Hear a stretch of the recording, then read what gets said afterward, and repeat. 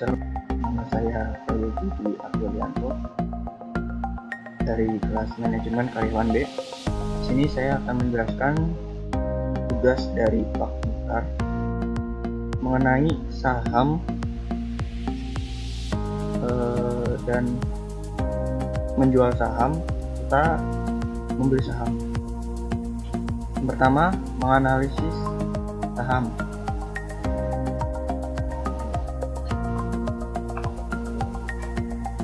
Untuk yang pertama yaitu analisis fundamental. Analisis fundamental adalah metode analisis perusahaan yang didasarkan pada faktor-faktor fundamental ekonomi suatu perusahaan, termasuk fisik, kinerja, keuangan, dan bisnis perusahaan.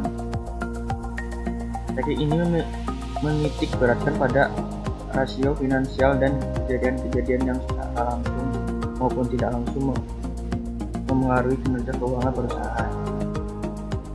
Selanjutnya, analisis ekonomi. Analisis ekonomi merupakan salah satu analisis yang digunakan pada metode atau teknik fundamental. Analisis ini cenderung digunakan untuk mengetahui kejadian-kejadian yang bersifat makro dari suatu keadaan ekonomi. Unsur-unsur makroekonomi yang bisa dianalisis melalui analisis ekonomi ini adalah tingkat bunga, pendapatan nasional suatu negara, kebijakan moneter, dan kebijakan fiskal yang ditetapkan oleh suatu negara.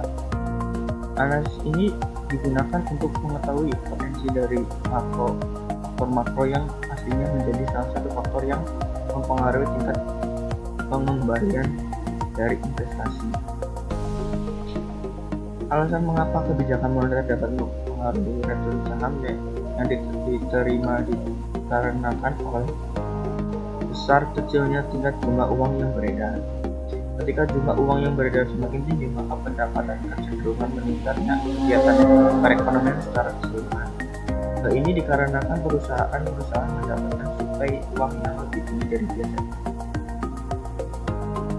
Ketika suplai uang tinggi, maka kegiatan operasional yang bersifat profit oriented juga akan meningkatkan dan otomatis akan membuat laba perusahaan meningkat. Nah, selanjutnya, analisis industri. Analisis industri merupakan tahap penting yang perlu dilakukan investor, karena analisis tersebut dipercaya bisa membantu investor untuk mengidentifikasi peluang yang menguntungkan bagi investor.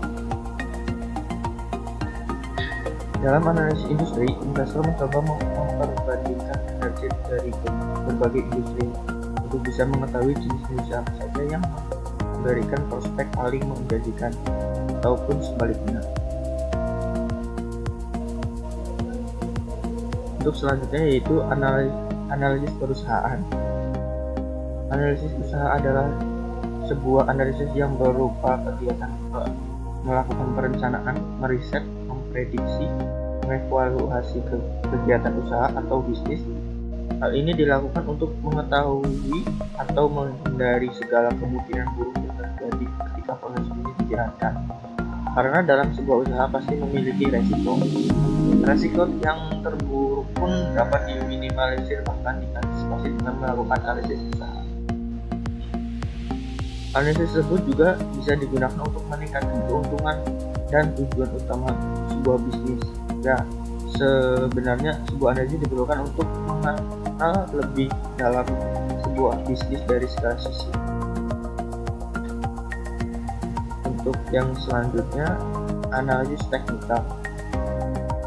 Analisis teknik atau lebih dikenal dengan istilah analisis teknikal adalah suatu teknik analisis yang dikenal dalam dunia keuangan dan digunakan untuk memprediksi tren suatu harga saham dengan cara mempelajari data pasar yang lampau, terutama pergerakan harga dan volume. Pada awalnya, analisis teknikal hanya memperhitungkan pergerakan harga pasar atau instrumen yang bersangkutan dengan asumsi bahwa harga mencerminkan seluruh faktor yang relevan sebelum seorang investor menyadarinya melalui berbagai cara lain.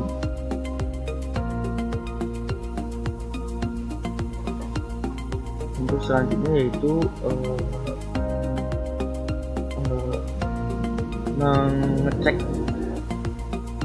perusahaan-perusahaan mana saja yang sedang mengalami kenaikan dan penurunan. Yang pertama, perusahaan-perusahaan yang sedang mengalami kenaikan yaitu Food Pharma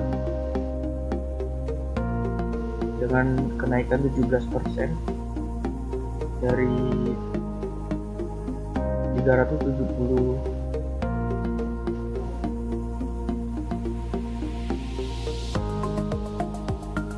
Kemudian ada roda Vivatex 9,26% kenaikan saham, PT MCAS Intelligent Tbk 11,66%, Aneka Tambang 11,47%, PT Greenhouse Mulia Tbk 8,81%, PT Harum Energy Tbk 7,88% kenaikan saham. Saham yang mengalami penurunan yaitu pertama Bank Mastion dengan penurunan 6,95%, Bank Mayapada Internasional 6,95%, Bank IBK Indonesia 6,92%, Bank Bumi Arta 6,90%, Bank BNQ Indonesia 6,76%. Data tersebut diambil dari Google Finance. Jadi Google Finance adalah sebuah link yang memberikan pengetahuan untuk kita sebagai orang yang akan membeli saham, perusahaan-perusahaan mana saja yang sedang mengalami kenaikan harga saham dan penurunan harga saham.